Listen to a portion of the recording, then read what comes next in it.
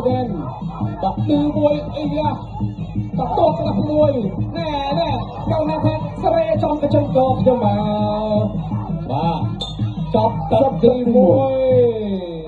នៅខាងស្រុកពីមរកខេត្តព្រៃវែងកាលពីថ្ងៃអាទិត្យមុនបងប្អូនណាខ្លះដែលគាត់នៅនឹងហើយបានទៅមើលកម្មវិធីបដាល់ Boostrong គ្រាប់ពេជ្រគុណខ្មែរហើយថ្ងៃនោះផងដែរក៏មានវត្តមាន Admin Nova បានទៅថតបដាល់នៅនោះដែរហើយនេះគឺជាទស្សនវិជ្ជាដែលនៅកម្មវិធីបដាល់កាលពីថ្ងៃអាទិត្យនោះហើយខ្ញុំពិតជាសរសើរពួកគាត់មែនតើពួកគាត់ចូលចិត្តមើលបដាល់និយាយទៅថ្ងៃនោះគឺមនុស្សច្រើនមែនតើហ្មង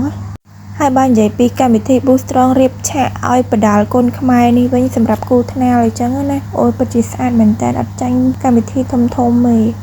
ហើយសម្បីតែក្មេងៗគឺគាត់មកទស្សនាបដាល់គុណខ្មែររបស់យើងសម្រាប់គូថ្នាលគឺច្រើនមែនតើហ្មងថ្ងៃអាទិត្យនោះបងប្អូនអ្នកពីមរមកទស្សនាបដាល់និយាយទៅឡើងដាច់កន្ទុយភ្នែកហ្មងហើយបើកន្លែងនេះវិញគឺខ្ញុំថតជាប់ចំគូថ្នាលដែលគាត់វាយល្អមើលហើយគឺល្អសើចទៀតនិយាយទៅគឺប៉ិនគ្នាហ្មងពួកគាត់វាយថ្នាលឥឡូវចង់ល្បីខ្លាំងជាងរៀមច្បងលើទៀតណាហើយបើខ្ញុំនេះវិញគឺមកជាមួយនឹងគេដែរតោងកតុយគេដែរនេះទិញប្រហិតទិញអីបងអង្គុយញ៉ាំមើលបដាល់នឹងគេដែរទៅ